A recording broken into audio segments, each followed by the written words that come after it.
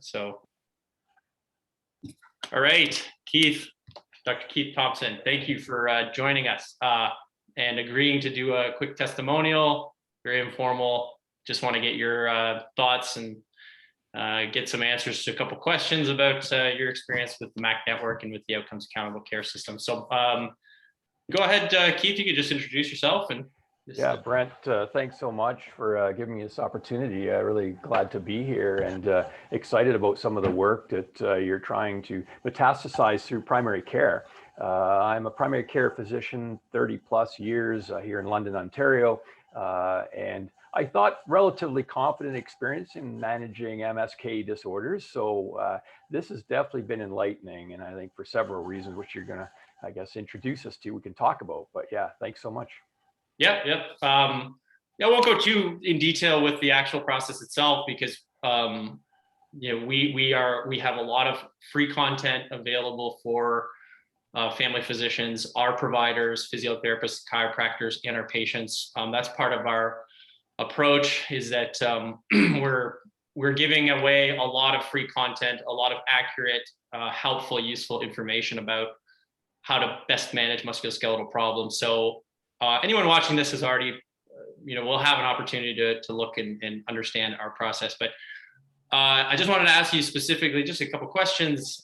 First one is, what was your experience managing musculoskeletal disorders before you found out about the MAC network and the Outcomes Accountable Care System? Yeah, so prior to being familiar with that network, the MAC network, I think I felt fairly confident in what I had been doing, managing through the traditional pathways, which is assess in the office, standard testing, X-ray, imaging where appropriate, and referral to a physio, or perhaps if it's more complex, orthopedic referral.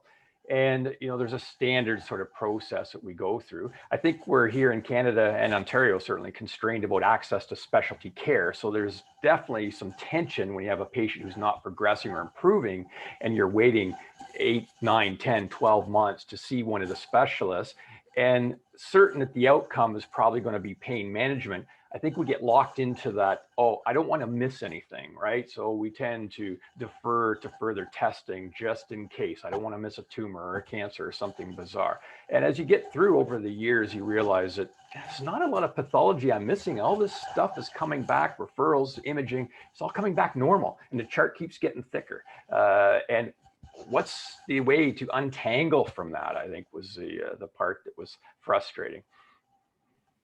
Yeah, and then so that ties in with our process, where we have we use this system that is designed to first and foremost identify any red flags or any type of condition that is non-mechanical, so we can get them to the right care immediately, and then identify those individuals that are truly mechanical, and that we can help with using an active management program. And what type of active management program? Because now, as you know, there's different types. Physio isn't physio. There's different subgroups of individuals with mechanical problems that can then be categorized appropriately and sent down the appropriate care pathway. And so I just want to follow up to that and ask.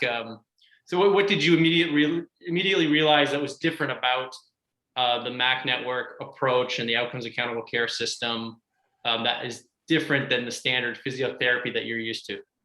Yeah, so having completed the course, and thanks for introducing me to that, that was fabulous, great learning experience and upgrading skills, but learning skills, back to the basics, physical exam, and the process that the patient goes through, which is self-directed. And what happens pretty quickly, actually, is you realize a lot of the pathology that we're seeing on X-ray, CT, MRI, I think the course mentions this, it's 50 to 60% of individuals with no symptoms have significant pathology on their imaging. And yet in primary care, we're seeing, oh, degenerative disc, facet, oh, there we go, that's the problem. And there's really no clear pathway for treating that. So firstly, diagnosing and realizing that imaging is not an important part of the diagnosis. It's really about the physical exam, and a validated, scientifically proven, it's different than what we're used to, but it's got the science behind it. And what you find then is through the treatment process, a lot of these patients can be delegated to self-care. Don't worry about what's on their imaging. In fact, they start to improve, they feel better, and it takes away that pressure of, oh, okay, obviously there's nothing serious going on. Those that don't improve and become a challenge, or they don't, progress, then those are the ones that maybe we have to take a closer look. And so that reliance upon the network that's developed with the other physios experienced in this, they become sort of our mentors, if you would, and kind of as a collaborative approach. And that's really the new focus now, collaborative team care. You're not managing these alone. That's the other great thing about this. There's 2 or 3 eyes looking on the same patient and coming up with some other solutions. And when it's not progressing like we should, then those are ones we have to take a closer look at. And I think you and I had an experience, right, with one of my patients who, we thought traditional back pain. He'd been to emerge a couple of times, sent home as it's mechanical, it's chronic pain. And he had a background of chronic pain, which will certainly make it complex. But I think you had seen him and gone through the diagnostic testing and said, Keith, check his hip. You know what? The guy had an occult fracture. I hadn't picked it up. No one in Emergent picked it up. Now, in the heights of COVID, so there certainly was less hands-on from my perspective, but the bottom line was that was kind of a typical pathway, right? This guy's not progressing. So therein, I think, rather than putting upfront all the testing, looking for that kind of case, front of the line, wait, put them into the standard conservative, put them through the MAC method. And then if they don't progress, put the further testing at the back end. Huge savings in cost. I mean, we could talk about that for a whole other session, but yeah. Absolutely. And getting patients to the right care at the right time. Yeah, I mean, with that individual, I'll point out too, that it was a virtual assessment that I did with him. And I mean, it was one session. We went through the mechanical evaluation that is designed specifically to identify if someone's mechanical, if they're an inflammatory problem, is it a behavioral problem? Is it a structural problem that might need surgery? Is it a red flag? And it pretty immediately came up through our funnel that we go through this very thorough algorithmic decision-making process based on a thorough physical examination. It came up pretty clear that this was not a mechanical situation that we were dealing with. It was potentially structural, or it was potentially red flag. So, that's when we do the communication piece. It goes, I immediately educate the patient on what to do, send to Emerge, contact you, make sure you're on board with it, you understand, you agree. So we're communicating back and forth, breaking down some of the silos between healthcare practitioners, and then, like you said, just delivering true multidisciplinary care. And it's a humbling experience to go through that, because I think we believe as practitioners, physicians, orthopedic primary care, that we're in the know, and we're going to pick up on this stuff. But I think what I was interested in seeing, just exactly that, how that progressed. This guy was complex. He was chronic pain was his baseline prior to this condition. He couldn't get out of bed. He was at home, could barely move. And you ran through some of those simple maneuvers virtually, which is what excites me. And we can talk about that as well. But, that's the new normal now for COVID. So really quite amazing, even that the diagnostic testing can be done remotely, and some of the maneuvers that the patients do, that's really cool. Yeah. And then you mentioned, you made a good point there about the imaging findings oftentimes showing abnormalities in individuals who are asymptomatic all the time. So there's very high rates of false positives with MRIs and CT scans, X-rays for musculoskeletal problems. Not that it's not that the imaging is not useful in some cases for diagnostic purposes. It is, and it has its place.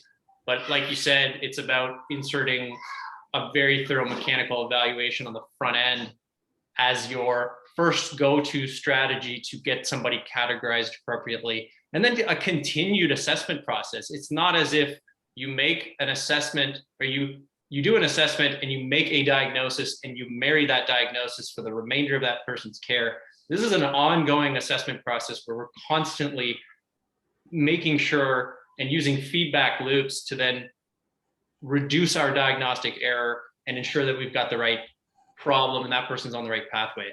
I'm excited. I can't wait to see some of the outcome studies, which I'm sure are going to be coming soon here in Canada because we're publicly funded.